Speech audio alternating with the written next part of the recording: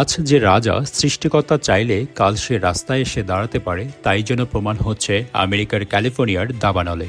স্মরণকালের ভয়াবহ দাবানলে এক সপ্তাহ ধরে পড়ছে আমেরিকার বিলাসবহুল এই শহর ক্যালিফোর্নিয়ার লস অ্যাঞ্জেলস।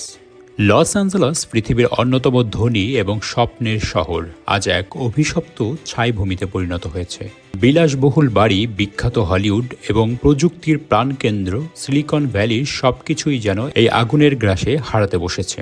লস অ্যাঞ্জেলসের প্যাসিফিক প্যালিস্টে থেকে শুরু হওয়া এই দাবানল এখন পর্যন্ত যে পরিমাণ এলাকা পুড়িয়ে ছাই করে ফেলেছে তার আয়তন সমগ্র ঢাকা শহরের আয়তনের দ্বিগুণ। তবে বিশেষজ্ঞদের মতে এটি শুধু প্রাকৃতিক দুর্যোগ নয়, বরং এর পেছনে রয়েছে গভীর ষড়যন্ত্র। অনেকেই এই ঘটনাকে সৃষ্টিকর্তার গজব বলে মনে করছেন।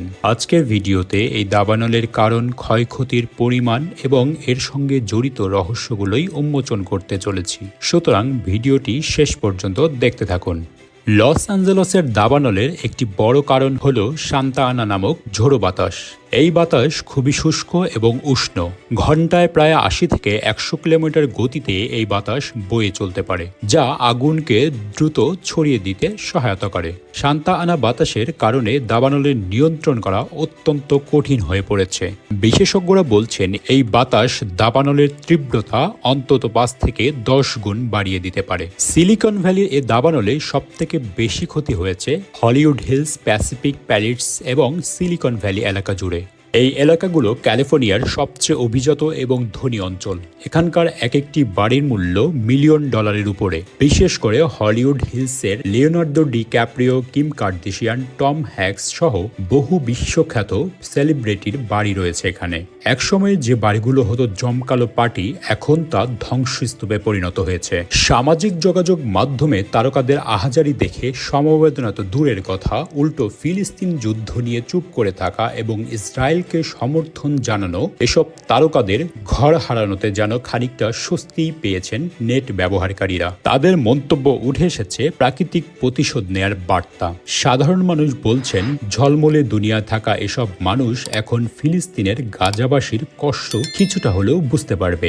দাবানলে ক্ষতি হওয়া শহরগুলোর মধ্যে অন্যতম সিলিকন ভ্যালি এবং প্যাসিফিক প্যালিটসের এলাকাগুলো। সিলিকন ভ্যালি বিশ্বের শীর্ষ প্রযুক্তি কোম্পানিগুলোর সদর দপ্তর। এই অঞ্চলের কোম্পানিগুলোর মধ্যে রয়েছে অ্যাপল, গুগল, ফেসবুক, টুইটার এবং টেসলার মতো বিশ্বখ্যাত জায়ান্ট কোম্পানি। তবে দাবানলের কারণে এই অঞ্চলের অনেক কার্যক্রম বর্তমানে বন্ধ রয়েছে। অনেক কোম্পানি তাদের কর্মীদের অন্যত্র সরিয়ে নিয়েছে। প্যাসিফিক প্যালিটস হলো ক্যালিফোর্নিয়ার অন্যতম অভিজাত এলাকা। এখানে বহু বিলাসবহুল বাড়ি রয়েছে, তবে দাবানলের তাণ্ডবে সেই বাড়িগুলো পুড়ে মাটিতে মিশে গেছে। এই অঞ্চল শুধু মানুষের জীবনই নয়, ধ্বংস করেছে প্রাকৃতিক সম্পদকেও।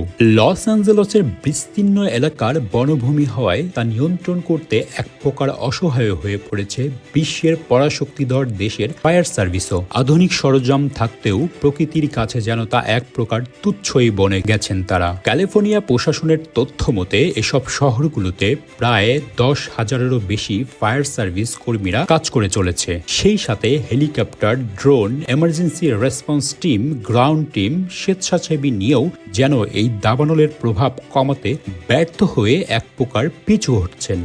এখন পর্যন্ত মৃতের সংখ্যা দাঁড়িয়েছে 16 জনে। হাজার হাজার লোককে ঘর বাড়ি ফেলে জীবন বাঁচাতে দৌড়ে অন্যত্র আশ্রয় নিতে দেখা গেছে। প্রায় 25,000 ঘর বাড়ি এবং ভবন পুড়ে ছাই হয়ে মাটিতে মিশে গেছে। এখন পর্যন্ত 35,000 একর এলাকা পুড়িয়ে এগিয়ে চলেছে দাবানলটি। বিশেষজ্ঞরা এই দাবানলের ধ্বংসযজ্ঞ পারমাণবিক বোমা হামলার প্রভাবের সঙ্গে তুলনা করেছেন। ধোঁয়া এবং আগুনের শিখায় ছেয়ে গেছে ক্যালিফোর্নিয়ার আকাশ ও বাতাস। তবে লস অ্যাঞ্জেলসের এই দাবানল প্রকৃতির প্রতিশোধ, ষড়যন্ত্র নাকি সৃষ্টিকর্তার গজব, তা নিয়ে চলছে নানা মহলে আলোচনা সমালোচনা। কেউ কেউ বলছেন বছরের পর বছর চলে আসা প্রকৃতির উপর অত্যাচার, প্রাকৃতিক সম্পদ ধ্বংস, পরিবেশ দূষণ এরই প্রতিক্রিয়া হিসেবে প্রকৃতি তার প্রতিশোধ নিচ্ছে। আর কেউ কেউ বলছেন এটি একটি বড় ষড়যন্ত্র। কিছু বড় বড় কোম্পানি এবং ডেভেলপাররা জমি ফাঁকা করতে ইচ্ছাকৃতভাবে এই দাবানল ঘটিয়েছে। নতুন বিল্ডিং, শপিং মল এবং হোটেল নির্মাণের জন্য জমি পরিষ্কার করতে তারা এই পথ বেছে নিয়েছে। তবে অনেকেই মনে করছেন এই দাবানল শুধু প্রাকৃতিক দুর্যোগ নয়, এটি হলো সৃষ্টিকর্তার গজব। মানবাধিকারের বুলি কপচানোর নামে মুসলিম দেশগুলোর প্রতি আগ্রাসন, মুসলমানদের অব্যাহত হত্যা, নির্যাতনেই যেন রক্তপিপাসু পশ্চিমাদের নিত্যনৈমিত্তিক এক ব্যাপার হয়ে দাঁড়িয়েছে। বিশেষ করে ফিলিস্তিনের গাজায় এখনো থামেনি পশ্চিমাদের বর্বর হত্যাযজ্ঞ। আকাশ থেকে ছোড়া বোমা হামলায় ধ্বংস হয়ে গেছে অধিকাংশ গাজা শহর। তবে এসব প্রতিশোধই যেন এবার প্রকৃতি নিচ্ছে নিজের হাতে। গাজাবাসীর আর্তনাদেই যেন পুড়ছে যুক্তরাষ্ট্র।